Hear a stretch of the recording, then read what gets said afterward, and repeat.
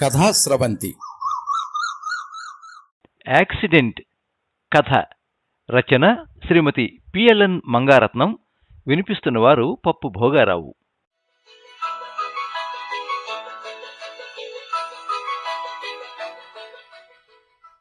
ఆ రోజు సాయంత్రానికి అత్తయ్య గారి కూతురు పెళ్లి ఉండడంతో ఉదయాన్నే బయలుదేరాము కోనసీమ జిల్లాలోని మామిడికుదురు మండలంలో ఉన్న కొమరాడ గ్రామానికి చెల్లెలు వాళ్ళ కారులో.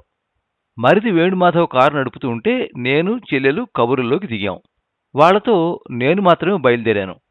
ఆయన్ని ఎంత బ్రతిమాలినా రానంటే రానన్నారు. పల్లెటూరులో సౌకర్యాలు తక్కువని, ఆయన కాదనుకున్న బంధువులు నావాళ్లు కాబట్టి నేను బయలుదేరడం. ఉదయం 10 గంటలకే మెయిన్ రోడ్డు రద్దీగా ఉంది. వన్ వే ట్రాఫిక్ కాబట్టి ఎదురొచ్చే వాహనాలు లేకపోయినా పక్కపక్కనే దూసుకొచ్చే వాటిని చూస్తే మాత్రం భయం కలుగుతోంది. ఏ ఒక్కరూ తల మీద హెల్మెట్ ధరించలేదు. అది అమల్లో లేని రోజుల్లో ఎలా ఉండేదో ఊరు ఇప్పుడూ అలాగే ఉంది.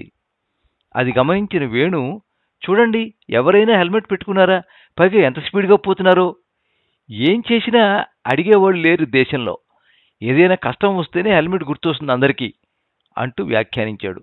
ఏ ట్రాఫిక్ పోలీసన్నా ఆపి చలాన్ రాస్తే కట్టేసి పోతాడు గాని హెల్మెట్ మాత్రం చస్తే పెట్టుకోడు. అదిగో అలా చూడండి, ఆ లావువాడు బండి మీద పోతూ ఎలా సెల్ మాట్లాడుతున్నాడో, ఏమైనా బుద్ధి జ్ఞానం ఉందా? వెనక నుంచో పక్క నుంచో ఏదైనా వచ్చి గుద్దుతుందన్న ఇంగితం ఉందా? అదే పోకన పోతున్నాడు. అదే ఇక్కడ కాబట్టి చెల్లింది, అక్కడైతేనా అంటూ అర్ధోక్తిలో ఆపేశాడు. అతని ఈ మధ్య ఉద్యోగ నిమిత్తం జింబాబ్వే దేశంలో ఉంటూ ప్రస్తుతం కొన్నాళ్ల పాటు సెలవు మీద వచ్చాడు. అందుకే అందర్నీ ఒక్క తాటి మీద కట్టేశాడు. నిజమే, చాలా సంవత్సరాల క్రిందట అమల్లో ఉన్న హెల్మెట్ వాడకాన్ని నియంత్రణ లేకపోవడంతో పూర్తిగా మర్చిపోయారు జనాలు. బండి నడుపుతూ కూడా సెల్ మాట్లాడే వాళ్ళ సంఖ్య ఎక్కువగానే ఉంది. చూస్తూ ఉండగానే తాళరేవు మండలం దాటి యానాం బైపాస్కి చేరుకున్నాం. ఆ రోడ్డు మీద ఓ పెద్ద చెట్టు దగ్గర జనాలు బళ్ళు ఆపు చేసుకుని మరీ ఆగి చూస్తున్నారు అక్కడ దృశ్యాన్ని. ఏమైందా అన్నట్టు మా దృష్టి అటువైపు తిరిగింది. రోడ్డు మధ్యలో ఓ ముసలతను నేల మీద కాళ్లు చాపుకుని 2 చేతులు నేల కానించి కూర్చుని ఉన్నాడు నిస్సహాయంగా. అతని పరిస్థితి చూస్తేనే అర్థమైంది, ఏ వాహనమో గుద్ది వెళ్ళిపోయినట్లుంది. పడ్డవాడు లేచి కూర్చోగలిగాడు గాని ఆ పైన లేచి నిలబడగలడో లేదో అన్నట్టున్నాడు. అతని వాహనమైన సైకిలు, దానికి కట్టి ఉన్న వెదురు జంగిడి కూడా నేల మీదే పడిపోయి ఉన్నాయి. అందులో ఉండాల్సిన కూరగాయలన్నీ చుట్టుపక్కల చెల్లాచెదురుగా పడి ఉన్నాయి. అప్పటికి అమ్మగా మిగిలిన వాటితో తిరిగి ముఖం పట్టినట్టున్నాడు. అందుకని అవి అతి తక్కువగా ఉన్నాయి. అంతే, రోడ్ల మీద పోయేవాళ్ళు రోడ్డు మధ్యలోనే పోతారు తప్ప పక్కకు జరిగి పెద్ద వాహనాలకు చోటిద్దాం అన్న ఆలోచన ఉండదు. పోయేవాడు వాడే తప్పించుకుని పోతాడు అన్నట్లు. ఇలాంటి జరిగినప్పుడు గాని తెలిసి రాదు, వేణు చెప్పుకుపోతున్నాడు. ఆ ముసలతను పడ్డ విధానం చూస్తే అది నిజమే అనిపించింది నాకు కూడా. రోడ్డు మధ్యన గీసే గీత మీదే ఉన్నాడతను. అన్నీ చూసుకుంటూ మా కారు ముందుకు సాగుతూనే ఉంది.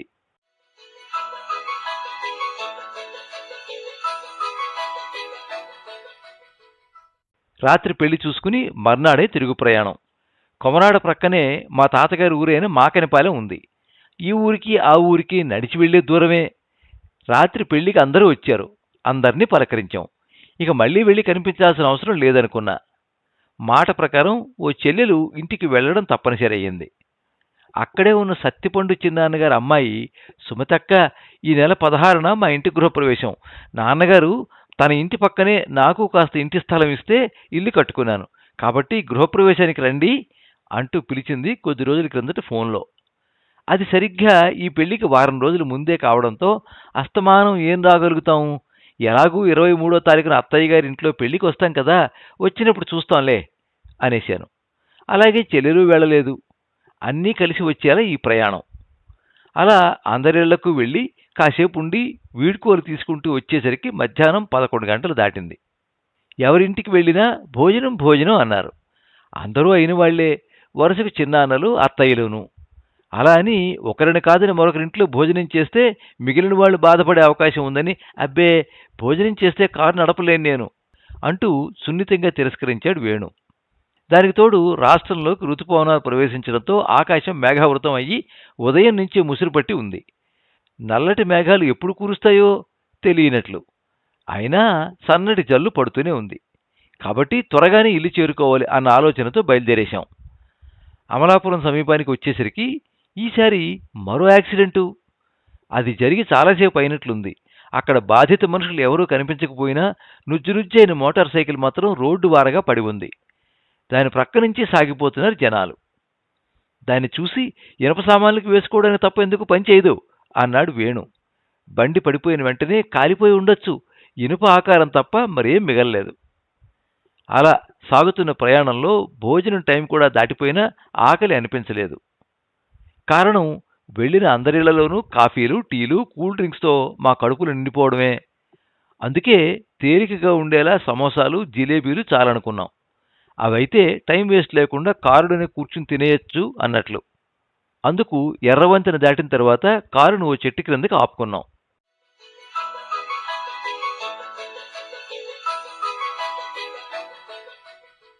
మళ్లీ సాగుతుంది మా ప్రయాణం. దారి పొడుగునా చిరుజల్లులు పలకరిస్తున్న ఆహ్లాదకర వాతావరణం. తాళరేవు మండలం మీదుగా కాకినాడ చేరుకున్నాం. టౌన్లోకి అడుగుపెట్టేశాం. ట్రాఫిక్ బాగానే ఉంది. 4 రోడ్ల కూడలైన అన్నమ్మ ఘాటీ సెంటర్ మలుపు కూడా తిరిగేశాం. ఇంకో 10 నిమిషాలు ఇంటికి వెళ్ళిపోతాం.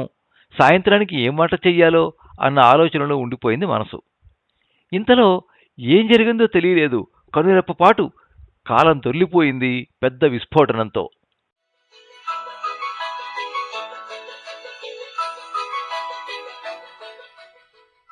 తేరుకుని కళ్ళు తెరిచేసరికి ముందు ఉన్న సీటు మీద ఉరిగిపోయి ఉన్నాను. ఇలా అయ్యిందేమిటి అనుకుంటూ మెల్లగా కదిలాను. ఒళ్ళంతా హూనం అయిపోయి స్వాధీనంలో లేనట్టు ఏదో బాధ. ఆ బాధను ఎలా వ్యక్తం చేయాలో కూడా తెలియక దానిని తట్టుకోలేనట్టుగా గట్టిగా అరిచాను, హా అంటూ. ముందుకు చూస్తే ముందు సీట్లో ఉన్న చెల్లెలు, వేణులు కూడా ముందుకు వాలిపోయి కారు బాడీ మీద ఉరిగిపోయి కనిపించారు. నేనలా అదాట్టున ముందునున్న సీటు మీద పడిపోవడంతో ఆ సీటు జేబులోనే ఉన్న మంచినీళ్ళ బాటిల్ మీద ఉన్న మూత తెరుచుకుని నీళ్లు నా మీదకి ఎగజిమ్మినట్టు ఉన్నాయి. చీర అంతా తడిసి ముద్దయింది. బహుశా అలా నీళ్లు నా మీద ఒలికిపోవడం వల్లనేమో నాకు తొందరగా తెలివి వచ్చినట్టుంది. ముందుగా తేరుకున్న దాన్ని నేనే కావడంతో చెల్లి, వేణు అంటూ గాభరాగా పిలిచాను. ఆ పిలుపుకు వాళ్ళు మెల్లిగా కదిలారు. అప్పటికే బయట జనం మా కారు చుట్టూ చేరి దూరం నుంచి అద్దాల్లోంచి లోపలికి తొంగి చూస్తున్నారు. వీళ్ల పరిస్థితి ఏమిటా అన్నట్లు. అలా ఎంతసేపటి నుంచి చూస్తున్నారో ఆశ్చర్యం కలిగింది నాకు. వీళ్ళంతా ఎప్పుడు వచ్చి చేరారు? ఇప్పటివరకు తెలివిలేనే ఉన్నాను కదా, ఇంతలోనే ఈ పరిస్థితి ఏమిటి?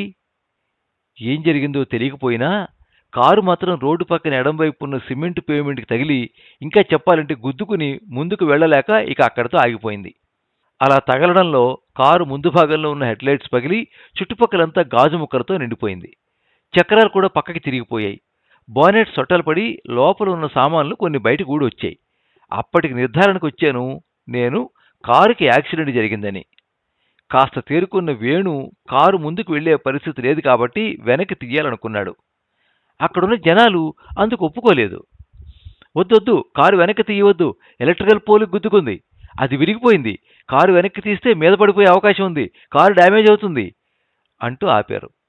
మీరు కూడా దిగిపోండి, లేకపోతే కారుకి కరెంటు పాస్ అయ్యే అవకాశం ఉంది అంటూ మమ్మల్ని తొందర చేసి దింపేశారు. కిందికి దిగుతూ అనుకున్నాను, ఈ కాస్త ప్రయాణంలో వెళ్లేటప్పుడు వచ్చేటప్పుడు యాక్సిడెంట్ చూడడంతో చివరికి మా కారుకి యాక్సిడెంట్ అయ్యిందని. కళ్ళజోడు కింద పడిపోయింది. అది తీసుకుందామని క్రిందికి వంగి తీసుకోబోవడంతో స్టీరింగ్ పక్కకు లాగేసింది చెప్పాడు వేణు జరిగిన దానికి వివరణగా. కాసేపు ఆగి, నిద్ర వచ్చినట్లయిందా అడిగాను. రోడ్డు ప్రమాదాలకు ముఖ్య కారణం అదే కావడంతో. లేదు, ఎవరో కుర్రగాడు సైకిల్ మీద కారుకి ఎదురొచ్చేస్తున్నాడు, వాడిని చూస్తూ ఒరే ఏమిట్రా ఇది అన్నట్టు చెయ్యి పైకెత్తి తిట్టబోయాను. అలా పైకెత్తడంతో నా చెయ్యి కళ్ళజోడుకి తగిలేసింది. దాంతో కళ్ళజోడు జారి కాళ్ళ దగ్గర పడిపోయింది. తీసుకుందాం అని ముందుకు వంగడంతో ఇలా జరిగిపోయింది. పోయినవాడు బాగానే పోయాడు. తన కోపమే తన శత్రువు అన్నట్టు ఉరుమురిమి మంగళం మీద పడ్డం అన్నట్టు కష్టం మాత్రం మాకు కలిగింది. లేచిన వేళ మంచిదయింది, ఎవరికీ ఏమీ కాలేదు అన్నాడు దగ్గరగా వచ్చిన ఓ పెద్దతను. అందరూ బాగున్నారు, అదే చాలు అన్నట్లు మిగిలిన వాళ్ళు అవునన్నట్టు చూస్తున్నారు. అవునయ్యా, నేను అదే అనుకుంటున్నాను అన్నా సానుభూతి చూపించిన వాళ్ళని సమర్థించాలన్నట్లు. ఏవో చిన్న కౌకి దెబ్బలు తప్ప అందరం బాగానే ఉన్నాం. కాస్త ప్రపంచాన్ని చూసిన వేణు ఫోన్ చేసి విషయం పోలీస్ స్టేషన్కి తెలియచేశాడు. తర్వాత జరిగిన విషయం ఏమిటంటే, ప్రభుత్వ ఆస్తులకు మా వల్లే విఘాతం కలిగింది కాబట్టి వాటి ఖర్చు మేమే భరించి ప్రభుత్వానికి నష్టపరిహారాన్ని చెల్లించడంతో సమస్య పరిష్కారం అవ్వడం, ఇన్సూరెన్స్ కంపెనీ సహకారంతో కారు మళ్ళీ ఇంటికి చేరడం జరిగాయి. అయితే మధ్యలో సమయం మాత్రమే 4 రోజులు పట్టింది.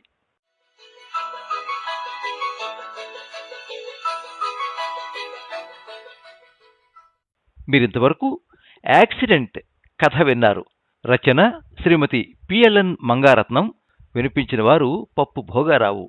ఈ కథ అంతర్జాలంలో తొలి సమగ్ర తెలుగు వీక్లీ సహరి 2022 సంవత్సరం అక్టోబర్ 14వ తేదీ సంచికలో ప్రచురించబడింది.